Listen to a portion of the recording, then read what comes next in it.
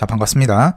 지난 시간에는 연가 그리고 중성점 직접 접지가 되어 있는 경우에 전류가 어떤 식으로 구성이 되는지 여러분들과 함께 살펴보았죠. 그래서 이 친구를 잘 이해를 하셔야 이번 시간에 배울 중성점 비접지가 되었을 때 어떤 현상이 발생하는지 여러분들 잘 이해하실 수 있게 됩니다. 중성점 비접지 개요에 대해서 한번 여러분들과 함께 살펴보도록 하겠습니다. 여기 보시면 중성점이 현재 비접지 상태가 되어 있고요. CA, CB, CC는 현재 불평형 상태를 가정하도록 하겠습니다. 그래서 0.94 마이크로페럿 그리고 0.95, 0.95 마이크로페럿은 제가 저번 시간에 풀어드린 문제의 파라미터를 그대로 가져온 것입니다.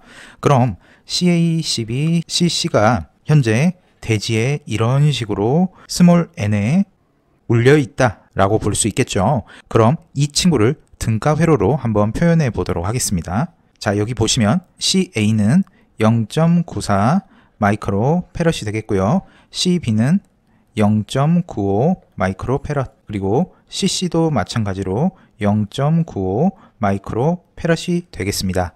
그래서 여기 몰려 있는 곳은 지금 현재 스몰 n이라고 해서 대지라고 생각을 해주시면 되고요. 라지 n과 스몰 n 사이는 라지 n이 비접지 상태이기 때문에 이 두 친구는 개방 상태에 놓여 있게 됩니다. 여기 사이에 걸리는 전압 V, 스몰 n, 라지 n은 밀만의 정리를 사용하면 우리가 쉽게 구할 수 있겠죠. 이 친구들은 제가 저번 시간, 저저번 시간 해가지고 제가 지속적으로 말씀을 드린 내용입니다. 이제는 여러분들께서도 익숙해지셨을 거라 생각을 하고 밀만의 정리 공식을 바로 한번 사용해 보도록 하겠습니다. 그러면 ZA의 값은 JωCA분의 1이 되고요. ZB는 JωCB분의 1이 되는 거고 ZC는 JωCC분의 1이 됩니다. 이 친구를 ZA, ZB, ZC, ZA, ZB, ZC에 각각 대입을 하면 이러한 식이 유도가 됩니다. 분자와 분모에는 Jω라고 하는 공통인수가 존재를 하기 때문에 전부 약분을 하게 되면 이 친구가 나오게 되는 거죠. 그래서 현재 페이저 상태를 의미하고요. 자, 여기에 더불어서 크기는 과연 어떤 공식을 사용해서 구할 수 있는지 식을 한번 유도해 보도록 하겠습니다. 자, 이 친구는 단순하게 표현을 하면 이런 식으로 표현이 되는 거 여러분들 잘 아시리라 믿습니다. 그러면 이 친구 한번 살펴보도록 할게요. 방금 전에 썼던 식이 여기 이렇게 나와 있습니다. 그러면 EA, EB, EC는 평형 상태이기 때문에 EA, EB, EC의 크기는 전부 같고요. 각도는 0도, 마이너스 120도, 120도의 위상을 갖게 되는 거죠. 여기에서 마이너스 120도는 연산자 A제곱으로 나타낼 수 있고요. 120도는 연산자 A로 나타낼 수 있습니다. A제곱 같은 경우에 좌표로 나타내면 이렇게, 그리고 A 같은 경우 좌표로 나타내면 이런 식으로 나타낼 수 있게 됩니다. 자, 이런 거죠. A라고 하면 120도지 않습니까? 이렇게 120도가 구성이 되는 거죠. 그리고 벡터의 크기는 1이 되고요. 여기 각도는 60도이기 때문에 수선의 발을 내리게 되면 이 친구의 길이는 2분의 1, 이 친구의 길이는 2분의 루트 3이기 때문에 자, 여기 좌표값은 마이너스 2분의 1, J 2분의 루트 3이 되는 거죠. A제곱 같은 경우에 이 위치에 오게 되는 거죠. 그러면 여기에 있는 좌표는 마이너스 2분의 1, 마이너스 J 2분의 루트 3이 되는 거죠. 그럼 A제곱에다가 좌표를 대입해서 식을 전개하고 그 다음 A 연산자의 좌표값을 이런 식으로 전개해서 계산을 하면 이렇게 되는 거고요. 실수분은 실수부끼리, 허수분은 허수부끼리 모으면 이러한 식이 완성이 됩니다. 그럼 이 친구는 현재 페이저 값을 나타내기 때문에 크기 값을 구하기 위해서는 실수부 제곱 더하기 허수부의 제곱을 한 다음에 루트를 씌우게 되면 이게 바로 크기 값이 되는 거죠. 따라서 실수부의 제곱, 허수부에 제곱을 한 다음에 루트를 이런 식으로 씌우면 됩니다. 그래서 이 친구를 계산했더니 여러분들께서 잘 알고 계시는 중성점 잔류전압 크기를 구하는 식이 이렇게 완성이 됩니다. 페이저 값과 크기 값을 한번 구해 보도록 하겠습니다. 자, 이전 문제와 달라진 점은 중성점이 비접지가 됐다 라는 것 빼고는 나머지 조건은 전부 동일하다라고 생각을 해주시면 됩니다. 아까 전에 저희가 봤던 요 식 있죠. 얘를 활용해서 문제를 한번 풀어보도록 하겠습니다. 전압 크기는 상전압의 크기를 의미합니다. 따라서 154kV에다가 루트 3으로 나눠준 것이 바로 상전압 크기가 되겠죠.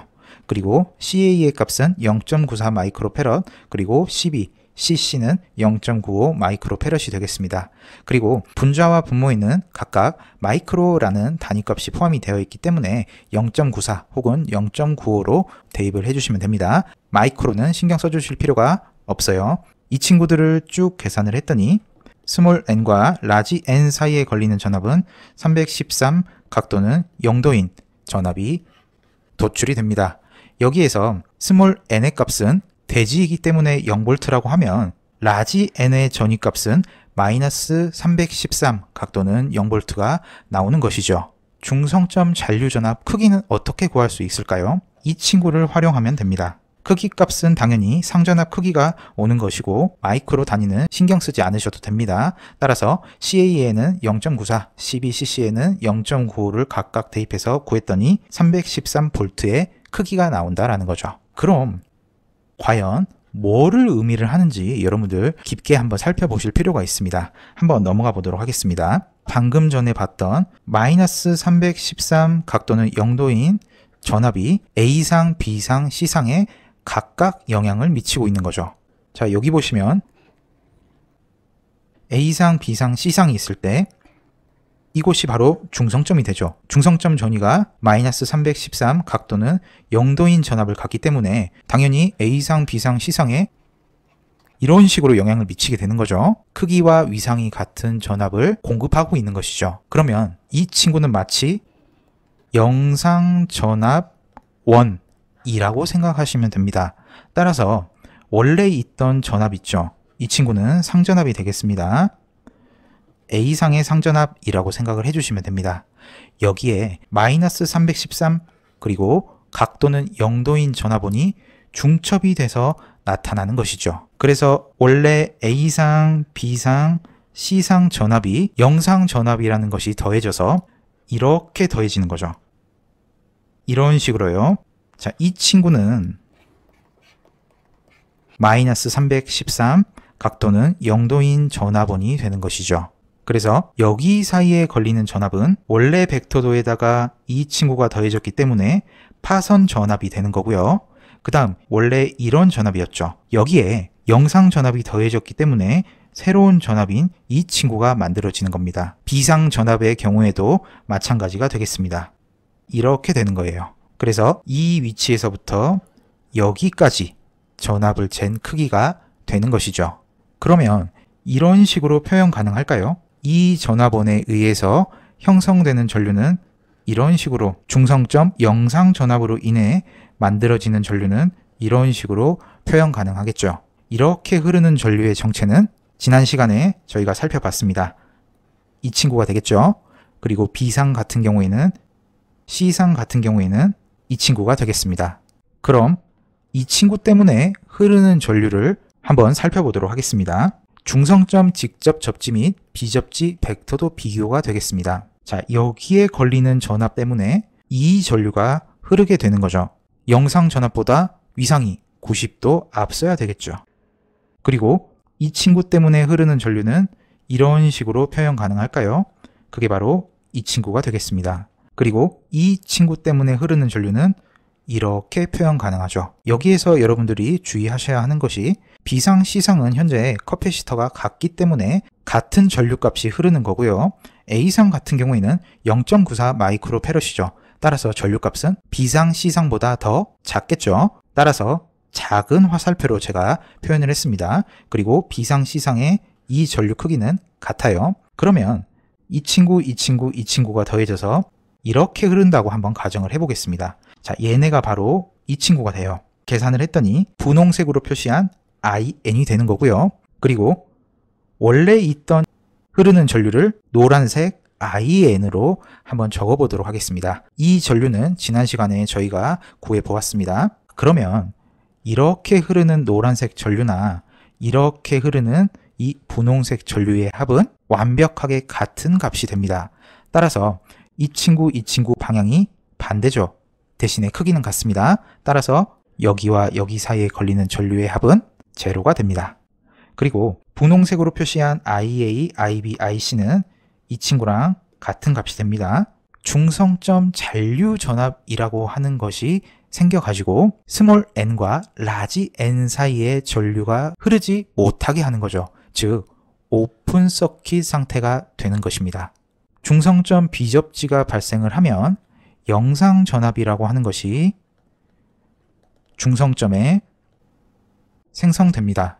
자, 이 친구는 쇼트 상태일 때 전류 값을 없애주는 IA, IB, IC 값을 흐르게 합니다. IN과 방향은 반대이고 크기가 같기 때문에 라지 n과 스몰 n 사이의 전류는 흐르지 않는 거죠. 자, 전류가 흐르지 않는다라고 하면 그것은 오픈 서킷과 마찬가지가 됩니다. 그리고 분홍색으로 표시한 IA, IB, IC는 영상 전류일까요? 영상 전류는 각 상에 흐르는 전류의 크기와 위상이 전부 같아야 합니다. 헌데 위상은 같으나 크기가 다르죠. 따라서 영상 전류라고는 할 수 없습니다. CA, CB, CC의 불평형을 가정하기 때문입니다. 자, 그럼 다음 시간에 저희가 하겠지만 소호 리액터 접지를 한다고 하면 이 사이에 인덕터와 저항을 이런 식으로 모델링을 해주시기만 하면 끝납니다. 다음 시간에 소호 리액터 접지에 대해서 저희가 자세히 공부를 할 겁니다. 등가회로 역시 작성해보는 시간 갖도록 하겠습니다. 자, 여기까지 해서 이번 시간 마무리 짓도록 할 거고요. 중성점 잔류 전압의 정체가 무엇인지 여러분들께서 잘 이해가 되셨으면 좋겠습니다. 자, 여기까지 해서 이번 시간 마무리 짓도록 할게요. 자, 부족한 강의 시청해 주셔서 감사합니다.